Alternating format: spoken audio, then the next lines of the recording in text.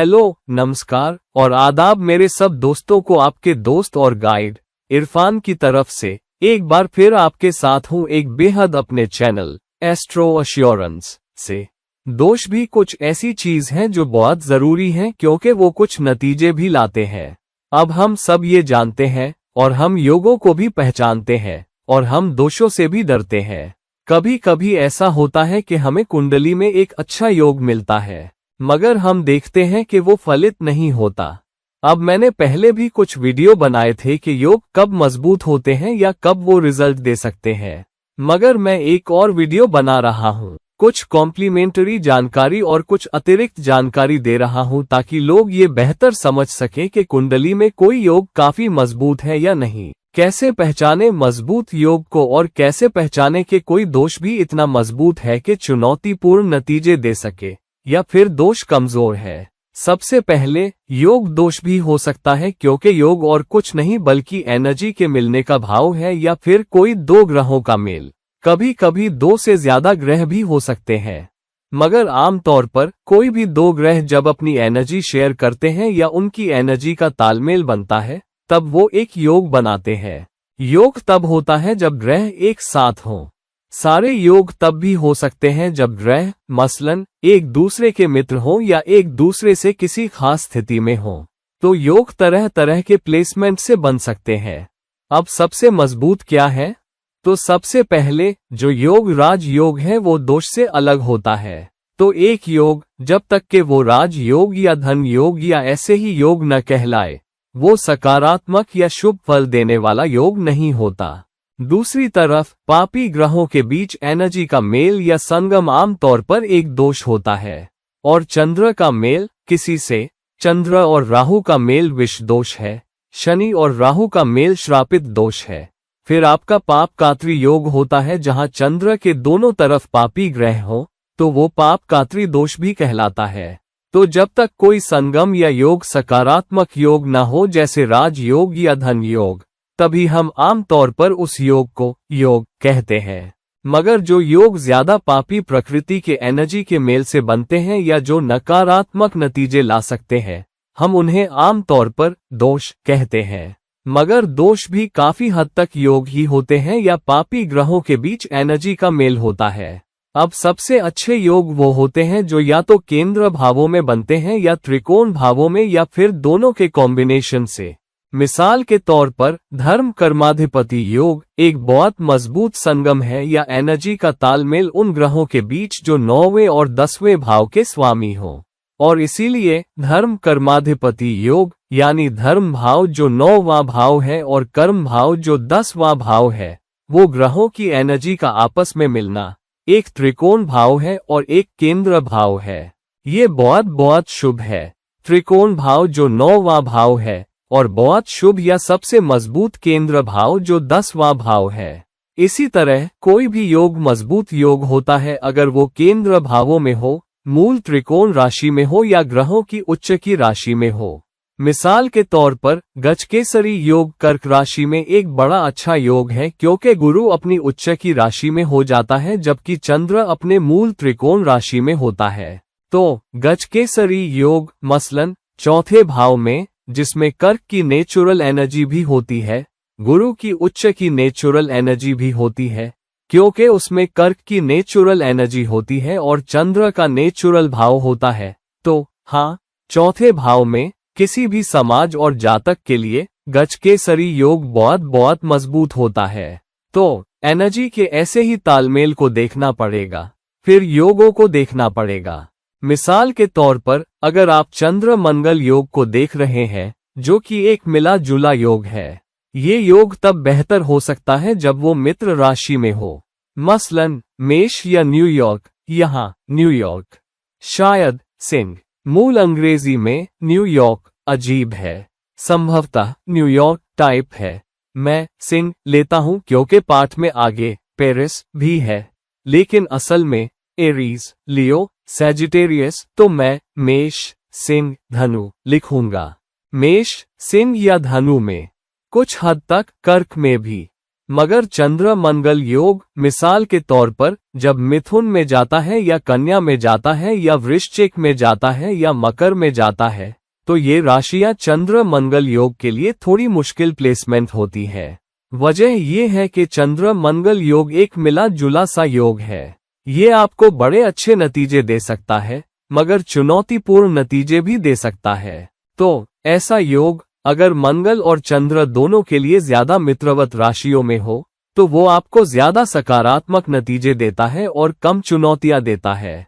मगर अगर ये योग मंगल या चंद्र में से किसी एक या दोनों के लिए पापी राशियों में जाता है, मसलन कन्या में या मिथुन में या मकर में, जहां मंगल तो उच्च का हो जाता है मगर चंद्र मुश्किल प्लेसमेंट में होता है, तो ये चंद्र मंगल योग के लिए एक मुश्किल प्लेसमेंट हो सकता है। सुनाफा योग, दुराधुरा योग, अनाफा योग, जहां चंद्र मुख्य प्राइमरी ग्रह है, जब चंद्र के पहले या बाद या दोनों तरफ ग्रह हो तो ये योग बनते हैं। फिर ऐसा योग केंद्र और त्रिकोण भाव के मेल में हो तो बेहतर है। तो मसलन चंद्र किसी त्रिकोण भाव में हो और कोई शुभ ग्रह केंद्र में चौथे भाव में हो, जबकि चंद्र 5वें में हो, या आपका चंद्र 10वें भाव में हो और कोई शुभ 9वें और 11वें भाव में हो, ऐसा योग एक ज्यादा मजबूत योग हो सकता है। ऐसा राजयोग लग्न में भी मजबूत हो सकता है अगर मसलन चंद्र लग्न में जाए और शुक्र 12वें भाव में मीन राशि में जाए जब चंद्र मेष में हो और बुध दूसरे भाव में वृषभ में जाए या गुरु दूसरे भाव में वृषभ में जाए, तो ये भी एक मजबूत और शक्तिशाली राजयोग है। दूसरी बात, जब राजयोग बनने हो तो हमेशा अच्छा होता है अगर ग्रहों के अंश लग्न के अंश के करीब हों। अगर लग्न 17 डिग्री पर है और गुरु और चंद्र दोनों कर्क में चौथे भाव में 17 डिग्री पर है मेष लग्न के लिए, तो वो बहुत मजबूत योग होता है बनिस्बत उसके जब लग्न मेष में 2 डिग्री पर हो मगर गुरु और चंद्र अभी भी कर्क में हो मगर 27 या 28 डिग्री पर, तब वो कम मजबूत योग होता है क्योंकि वो लग्न के करीब नहीं है। तो जो ग्रहों का योग लग्न के अंश के करीब होता है वो ज्यादा मजबूत योग होता है। दूसरी बात, जिस योग पर कोई पहलू ना हो, कोई पापी पहलू ना हो, तो वो मजबूत योग होता है। मिसाल के तौर पर अगर चंद्र और गुरु दोनों गजकेसरी योग में हो मगर चंद्र पाप कात्री में भी हो, जहां चंद्र के एक तरफ केतु और दूसरी तरफ शनि हो, तो वो गजकेसरी योग के लिए, या चंद्र और गुरु एक साथ हो मगर राहु और शनि दोनों का पहलू गजकेसरी योग पर हो, फिर वो योग बड़े पैमाने पर खराब हो जाता है। तो योग केंद्र या त्रिकोण भाव में होना चाहिए, या तो उच्च राशि में, मूल त्रिकोण राशि में, या कम दर्जे में दूसरी राशि में, या मित्र राशि में। यकीनन अगर कोई योग किसी पापी राशि में चला जाए तो वो कुछ शुभ नतीजे तो दे सकता है, मगर चुनौती ये है कि योग उल्टे और भी, यहाँ तक के गजकेसरी योग भी, जब वो ज्यादा सकारात्मक राशि या दोनों ग्रहों के लिए मजबूत राशि में होता है तो उससे बेहतर परिणाम देता है। गजकेसरी योग चंद्र और गुरु के एक दूसरे पर पहलू से भी बन सकता है, मगर मिसाल के तौर पर अगर चंद्र कर्क में है मगर गुरु मकर में 10वें भाव में जाता है मेष लग्न के लिए, तो चंद्र तो कर्क में है अच्छी राशि में, गुरु अपनी नीच राशि मकर में चला जाता है, तो ये योग अभी भी गजकेसरी योग है मगर चंद्र मजबूत है मगर गुरु कमजोर है गुरु के नीच राशि में होने की वजह से, तो योग की बहुत सारी ताकत खत्म हो जाती है। असल में ये कुछ पापी चुनौतियां भी पैदा कर सकता है और कुछ शुभ चुनौतियां भी, मगर पापी चुनौतियां भी हो सकती है। तो जब तक योग साफ सुथरा हो, बिना किसी पापी पहलू के, बिना किसी पापी राशि के, जहां पापी ग्रह हो, बिना पाप कात्री के, दोनों तरफ ग्रह ना हो, ग्रह लग्न के अंश के करीब हो, ग्रह केंद्र या त्रिकोण भावों में हो और उच्च मूल त्रिकोण अपनी या मित्र राशि में हो, तभी वो योग बहुत बहुत मजबूत और शक्तिशाली योग हो सकता है, सकारात्मक योग। दोषों की बात करें तो जब दोष उपचय भावों में हो या त्रिकोण भावों में भी, वो बेहतर होते हैं, मतलब वो कम पापी नतीजे देते हैं। मगर जब दोष केंद्र भावों में जाते हैं तो क्योंकि जातक के पास उतनी आजादी नहीं होती, और जब केंद्र भाव जुड़ जाते हैं तो हाँ, दोष और मजबूत हो सकते हैं। दोष आपको ज्यादा चुनौतीपूर्ण नतीजे भी दे सकते हैं। तो दोषों के लिए सबसे अच्छा है कि वो उपचय भावों में हो और फिर त्रिकोण भावों में। जो दोष दुष्टान भावों में जाते हैं वो बहुत चुनौतीपूर्ण हो सकते हैं, खासकर अगर वो अपने आप में एक पापी राशि में हो।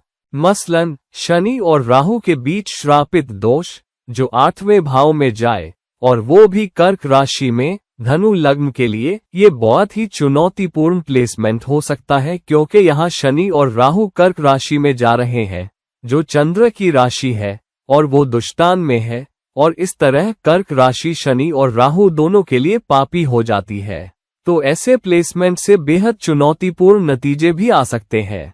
या फिर शनि और चंद्र के बीच ये दोष, मसलन वृश्चिक राशि में 8वें भाव में या 6ठे भाव में, ये बेहद चुनौतीपूर्ण प्लेसमेंट हो सकते हैं जब दोष किसी एक या दोनों ग्रहों के लिए पापी राशि में जाता हो। तो इन बातों को भी ध्यान में रखना होगा। दोष उपचय भावों या त्रिकोण भावों में अच्छे रहते हैं, मगर उन्हें दुष्टानों में नहीं होना चाहिए। और फिर भावों में तो कमजोर नतीजे देने या कम चुनौतीपूर्ण नतीजे पाने के लिए जो दोष लग्न के अंश के करीब होते हैं वो ज्यादा मजबूत दोष होते हैं। अगर दोनों में से कोई एक या दोनों ग्रह लग्न के अंश के करीब हो तो वो और भी कठोर दोष होते हैं। दोषों पर दूसरे पापी ग्रहों के पहलू उनकी पापी प्रवृत्ति को बढ़ा देते हैं। दोषों पर शुभ पहलू उनकी पापी प्रवृत्ति को कम कर देंगे। दोष पर पापी पहलू उस दोष के पापी इरादों या नतीजों को बढ़ा देंगे। ये बात ध्यान में रखनी चाहिए। जैसे किसी सकारात्मक योग पर, जैसे गजकेसरी योग पर, अगर कोई दूसरा शुभ का पहलू हो, मसलन गजकेसरी योग जो गुरु और चंद्र के बीच है पर शुक्र का पहलू हो, तो वो गजकेसरी योग की शुभता को और बढ़ा देता है। तो योगों पर शुभ पहलू अच्छे हैं, पापी पहलू या पापी दोष यकीनन एक बड़ी चुनौती होते हैं। तो ये कुछ नियम है दोस्तों, ये देखने के लिए कि कोई योग मजबूत है या कोई दोष मजबूत है या नहीं।